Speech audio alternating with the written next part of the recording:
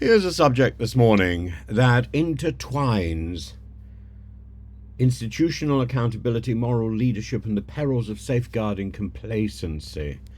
The future of Justin Welby, the current Archbishop of Canterbury. Welby, who's a person whose tenure was expected to glide into the history books, marked by 13 years of progressive yet potentially turbulent leadership, like Archbishop Ramsay, the late Archbishop Ramsay, who also did 13 years.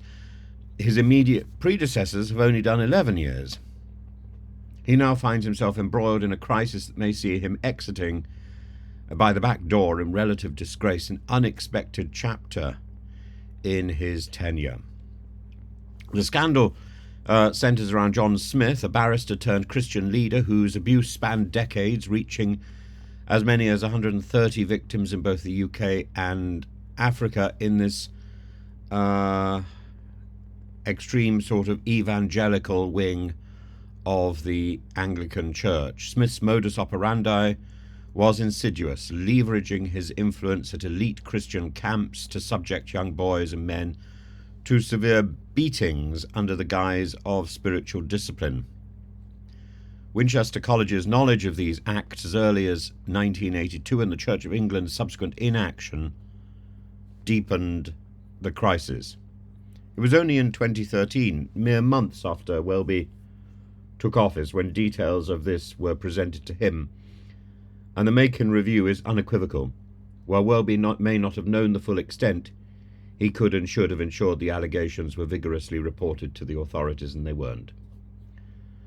The fallout has been swift.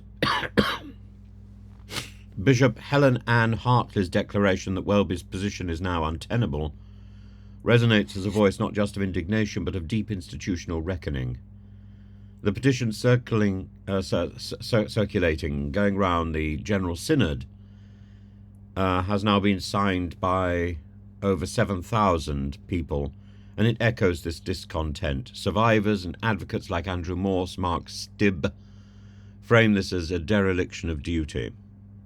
That's not so easy to deflect by expressions of remorse and indications of progress. Welby's defence, one that acknowledges his personal failure but stops short of accepting culpability for prior knowledge, points to systemic failures and human oversight, yet for many that distinction is hollow. The Reverend Richard Coles and Anglican voices like Giles Fraser argue that if the Church's highest moral authority is perceived to have permitted an environment where such horror could continue, the credibility of the entire institution risks imploding. Looking forward, what happens if and when Welby resigns? The Church's progress for choosing a successor, led by the Crown Nominations Commissions, begins an intricate dance between religious, political and public considerations, and the moment could define how the Church confronts not just safeguarding but also the very ethos of accountability. Welby's aspiration to stay until 2026, to mirror the tenure of the late Archbishop Michael Ramsay, now feels uncertain. Whether he clings on or steps aside, this scandal ensures that his legacy will be one scrutinised not for its theological contributions or its global engagements, but for what many perceive as a failure to carry out the Church's moral imperative.